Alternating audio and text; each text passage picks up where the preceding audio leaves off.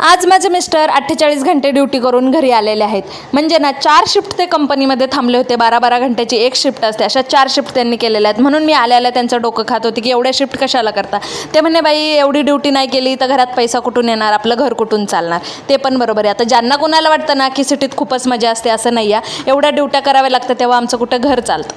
आता त्याचबरोबर आला होता भाजीवाला. मग काय मी गेले होते भाजी आणायला ना. आज भाजी घ्यायला जाताना ना मी ट्रायपॉड घेऊन गेले होते. म्हटलं ना आज प्रॉपर शूटिंग करणार. मग काय भगवान भाऊसोबत बार्गेनिंग करत करत टोमॅटो, गवार आणि शेवग्याच्या शेंगा वगैरे घेतल्या होत्या. नंतर घ्यायचं होतं खरबूज. भगवान भाऊला म्हणलं टेस्टिंगला द्यावं लागेल तरच घेईल बाबा. मग काय गोड होतं, घेऊन आले सगळं काही. घरी आले, हे देवाचे काही भांडे ना मस्त चकचक करून घेतले होते. आता दिवसभर काय तेच कपडे भांड्याचं काम असतं, ते काय शूट केलं नाही. मग आता मिस्टरांची नाईट शिफ्ट सुरू आहे, त्यामुळे संध्याकाळी 5 वाजताच मी लागले होते स्वयंपाकाला. तर सकाळी आणलेल्या ना शेवग्याच्या शेंगाची म्हणलं मस्तपैकी काळा मसाल्याची भाजी बनवूया. मग काय सगळा काळा मसाला वगैरे बनवून घेतला होता. कांदा, खोबरं, लसूण वगैरे टाकून मसाला बनवून घेतला आणि हा मसाला ना मस्त तेलामध्ये परतून घेतला. त्यामध्ये आपले हळद, घरगुती मसाला, त्याचबरोबर चिकन मसाला टाकला होता. त्याने खूप भाजी छान होत्या. कोणी टाकत नसेल तर टाकून बघा.